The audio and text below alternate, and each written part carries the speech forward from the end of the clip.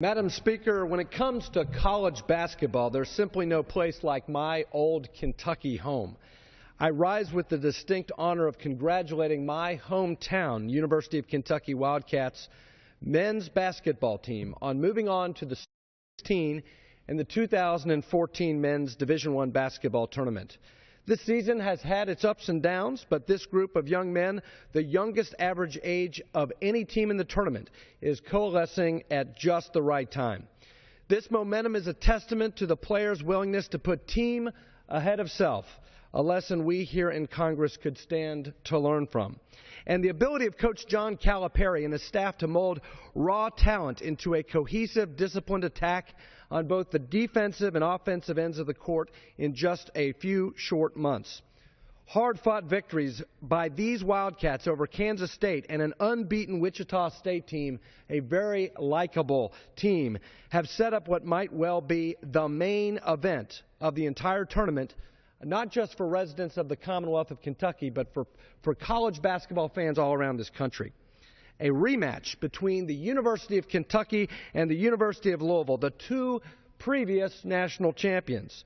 And with all due respect to Duke and North Carolina, the University of Kentucky, University of Louisville rivalry is the greatest and most competitive rivalry in all of college basketball. One of the reasons for this is a non-conference rivalry. And after the original Dream Game in 1983, the General Assembly of Kentucky mandated in state law that these two great programs in college basketball play against one another each and every year. Our Wildcats won the meeting earlier this season between these two squads and are now looking to repeat the events of the 2012 tournament, in which a victory over arch-rival Louisville in the Final Four paved the way for UK's 8th national championship. These year's young Cats were second in the SEC in average points scored and fourth in terms of points allowed, demonstrating that their physical play is equal opportunity on offense and defense. Both statistics are grounded in ability to pound the glass for rebounds, led by forward Julius Randle, who has averaged a double-double all season and routinely finds ways to rebound and drive when double, tripled, or even quadruple teamed. While Randle and other big men, including freshman Dakari Johnson and future draft prospect Willie Cauley-Stein, collapse opponents' defenses, the outside shooting threats of twins Aaron and Andrew Harrison and James Young keep the Cats a threat from the perimeter. As any college basketball fan can tell you, these young men have a lot to live up to, given the legacy of the University of Kentucky and the lofty expectations of the most passionate fan base in all of college basketball, the Big Blue Nation. The Wildcats represent the greatest tradition in the history of college basketball as the winningest program of all time in both the number of total wins and total win percentage. As Coach Cal said at the beginning of the season, Kentucky doesn't just play college basketball, we are college basketball.